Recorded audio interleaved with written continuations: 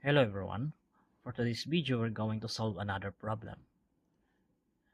The sum of two numbers is 24. One number is twice the other. What are the numbers? In this problem, it's very important to read and understand the problem. The question at the end asks, what are the numbers? So therefore, we will begin our solution with uh, with the variable. So we will say, let x be the smaller number. Now, we will read the problem again.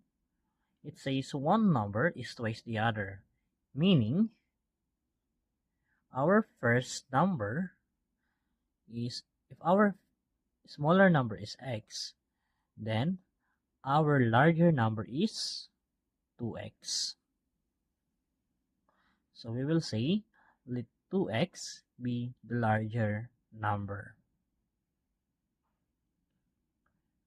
Then, the sum of two numbers is 24, meaning we're going to add these two variables, x plus 2x, the sum is 24.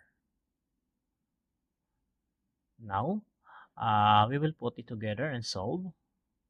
So, our solution, let x be the smaller number, let 2x be the larger number.